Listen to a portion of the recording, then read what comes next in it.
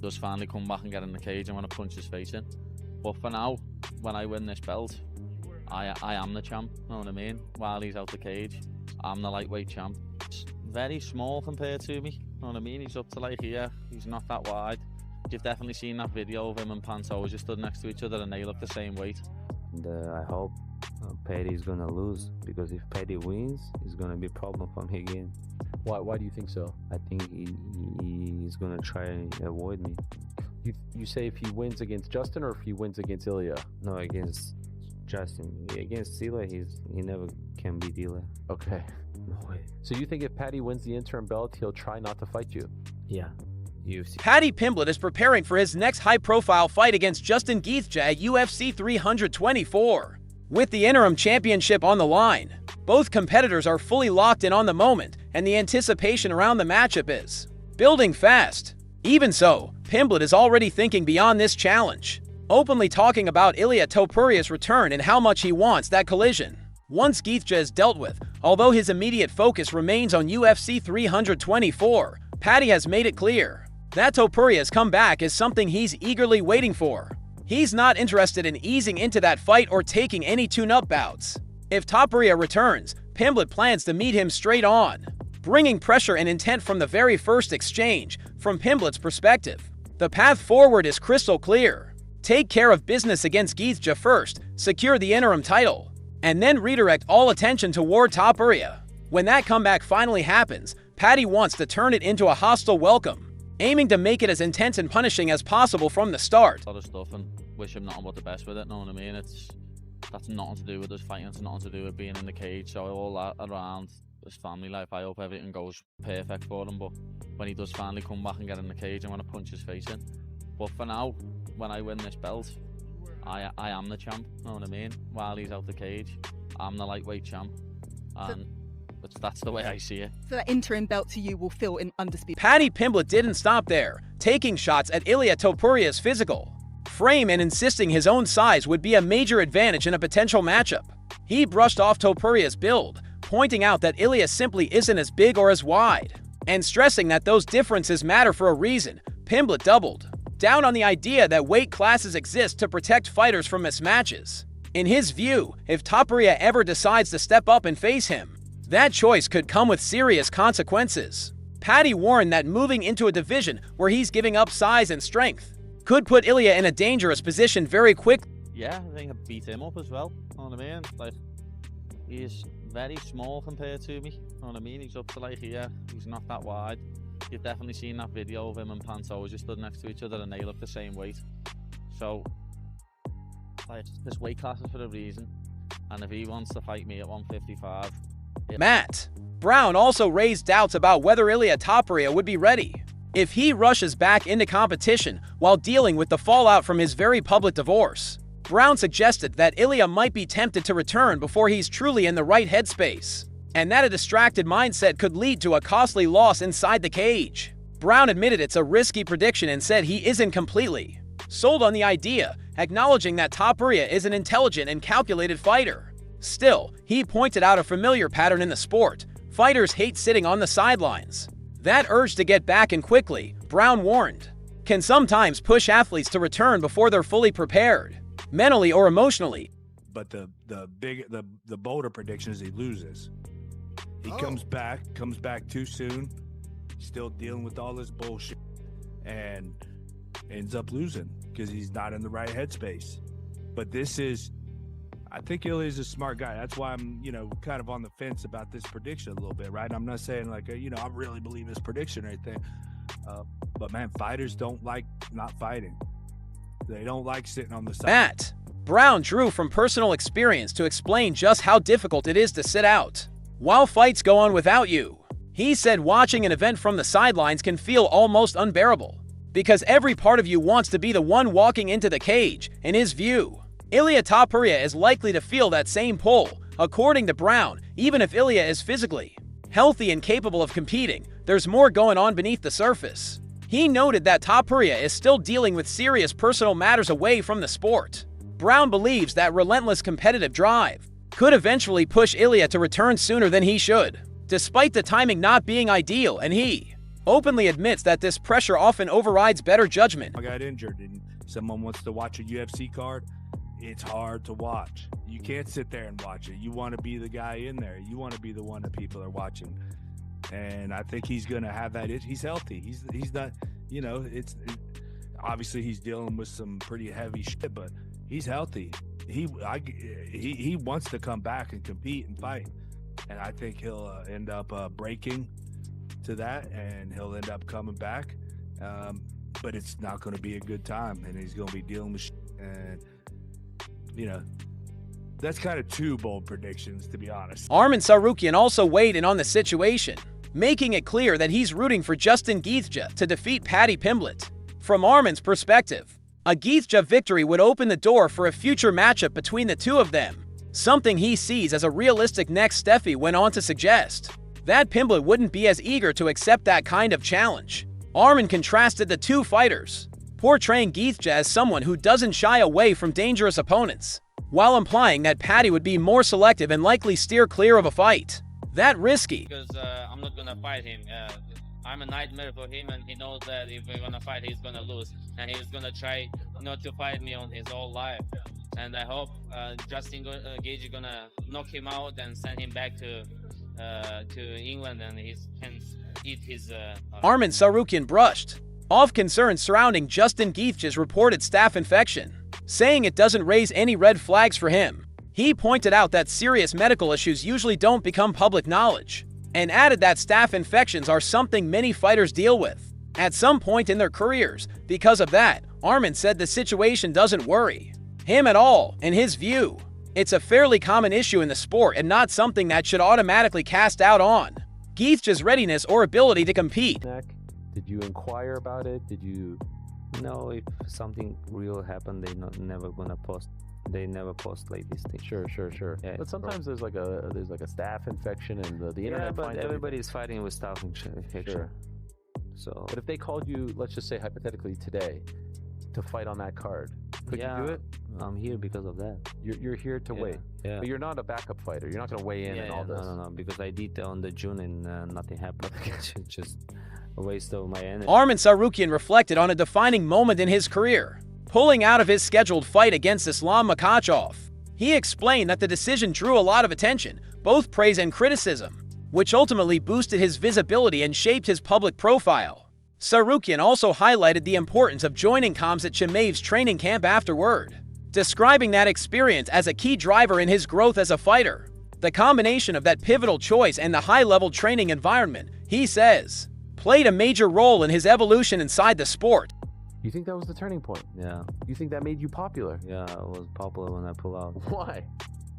People were talking about you. Yeah, because it was a big fight. When I pulled out, they started talking about someone started support me, someone started hate me, and then from that I started getting bigger. And then I went to the Khamzat's camp. It helped me too with Khamzat. And how did that happen? We just became friends. Okay. Yeah, from Thailand, and then we started training together. And then I wanted to come to LA to prepare for the UFC fight for the belt. So he came, he liked it, and he stayed there. We won the belt. So now I'm looking for his fight. Yeah. Help him and to be close. He further emphasized that grappling matches don't carry the same significance for him as his UFC fights do, since there's no weight cutting involved. Losses in those bouts don't really matter to him. Grappling simply isn't his main focus. For months, he's been fully consumed by the upcoming fight, driven by pure passion and a clear objective to become a champion. Every thought, every training session revolves around that goal, underscoring just how committed he is to reaching the top. Even because I don't cut weight. Yeah. If I lose, okay, I lose. I don't care. Right. But you do have an ego, right? You want to be successful. but it's not my sport, you know. Yeah. If I lose in the freestyle wrestling, it's okay, you know. But UFC, it's I locked in before 2 months. Right. And I think about that fight all day because that's sport that I live for, you know. Right. And it's my goal to be UFC champion, and I treat my training camp myself is different, you know. But in the wrestling, you don't get hurt, you know, and it's easier to wrestle, you know, for me. But MMA is hard, and pressure, media, and like if you lose, you're done, you know. Like everybody's waiting when you lose. Right. That's why you wanna be at the best. And Arman Tsarukyan still faces an uphill battle to earn another shot, as he may not yet be back in Dana White's good graces. However, Chael Sonnen has stepped forward in his defense, urging fans and the UFC community to give Arman some credit. Sonnen highlighted that Tsarukyan had agreed to serve as a backup fighter, stayed prepared, and remained ready to step in at a moment's notice. He emphasized that such commitment deserves respect and understanding, adding that he personally forgives Arman and hopes others will follow suit. Backup fighter for UFC 324? What's his situation? Can we please forgive him? Whatever he did to get himself in this weird purgatory, can we also remember that he agreed to be a backup fighter, that he did a training camp, that he flew out to Las Vegas, he went through the commission, he made weight, he was ready to go in on a moment's notice. You get something for that. I want him to get something. I want him recognized. I forgive Arman Tsarukyan. I want to... Paddy Pimblett believes Max Holloway has already laid out the blueprint for taking down Justin Gaethje on the feet. Drawing from Holloway's performance, Pimblett is confident in his own striking ability and sees a clear path to victory. He's fully convinced that his game plan will work, and is aiming to finish Gaethje decisively, planning to wrap up the fight within 3 rounds. On the feet, we know his knockout power, but your submission skills are so slick. You want to take it to the ground? No, okay. I'll keep it on the feet with him. Like, there's the blueprint there to beat him. Max done it, and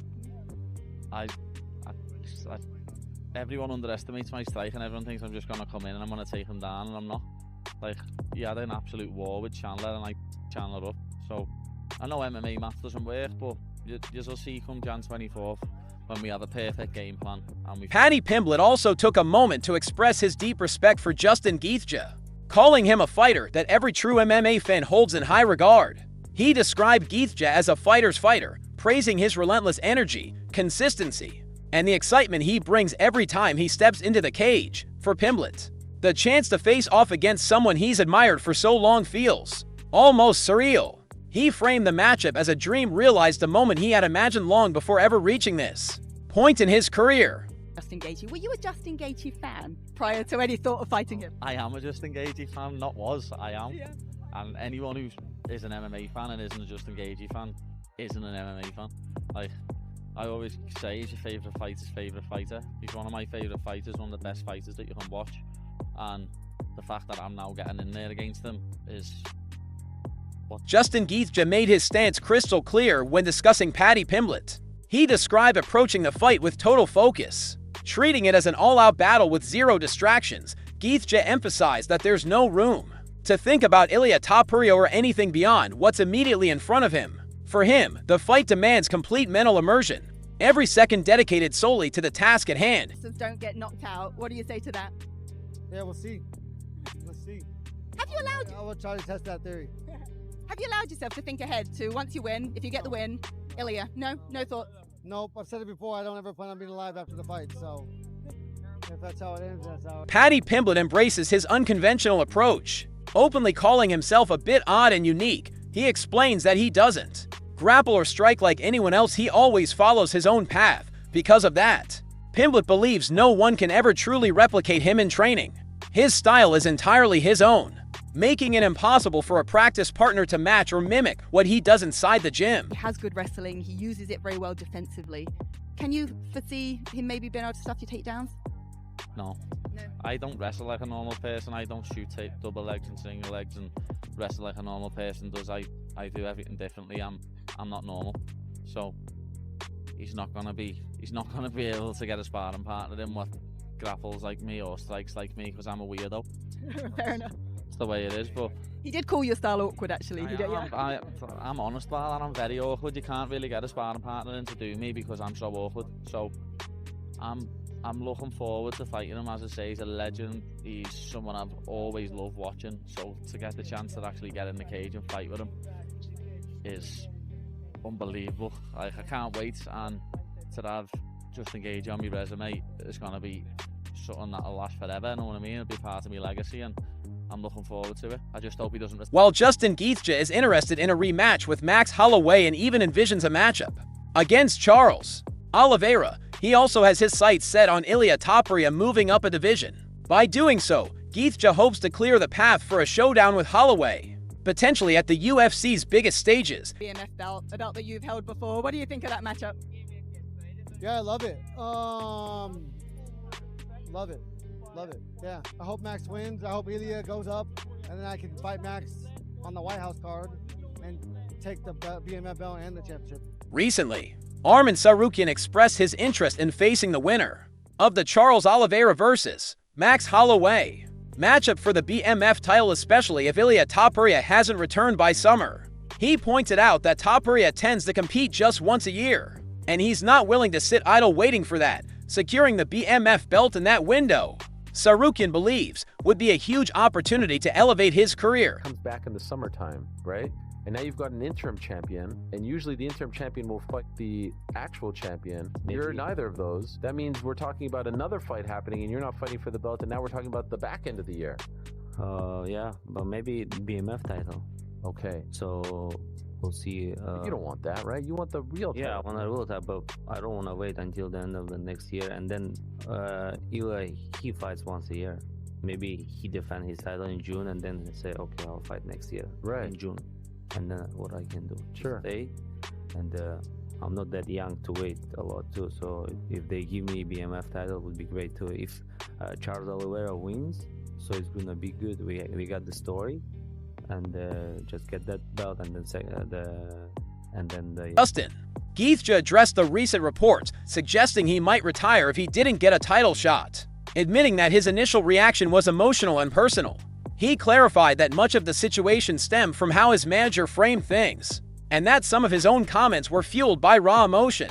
Gaethje acknowledged that fighters can be emotional and even petty at times, and explained that he genuinely felt he had earned more recognition. That sense of being overlooked, he said, is what made the situation hit him so hard. You might retire. Was there any truth to that? And if so, is giving you this interim title shot kind of said, okay, I feel like I'm getting what I deserve now?